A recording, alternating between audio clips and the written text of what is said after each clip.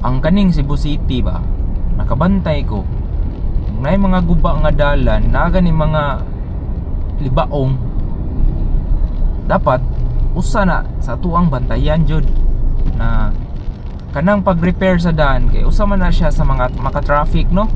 Dapat atong i-change atong mindset na kung nay maguba na daan, dapat overnight tapakan din ng potholes kay para deep dayon maigo ang traffic.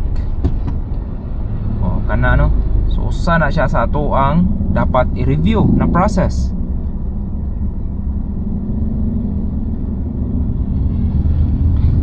Manila Talamban, daghan na kayong kausaban dire. Kung sa una mag-drive ko 2010, panagsara kay mura og Domingo kada adlaw dire. Pero karon grabe na kayo ang traffic. Daghan na magug kayong nakapalit og sakyanan bisan og walay parkinganan.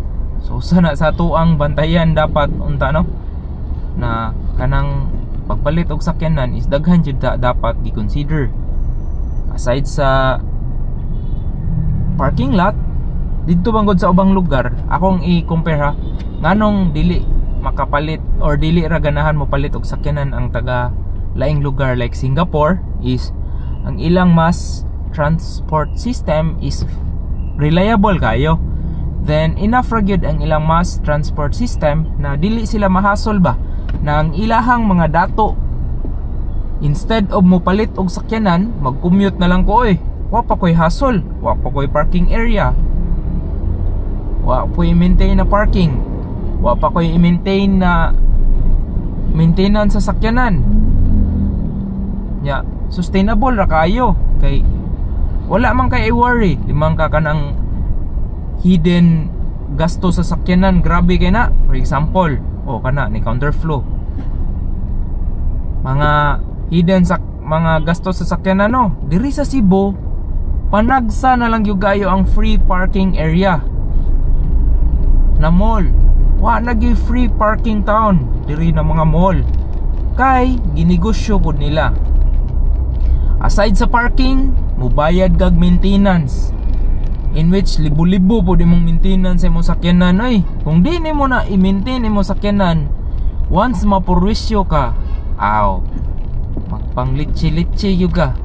Okay, kung di na nimo nya mapalpak imong sakyanan dias tunga sa daan, may isyuhan pa kag ticket as makahasol sa traffic. Ikaw pa'y mubayad, mubira padong sa talyer. So mo nang maintenance sa sakyanan. Aside sa parking, maintenance.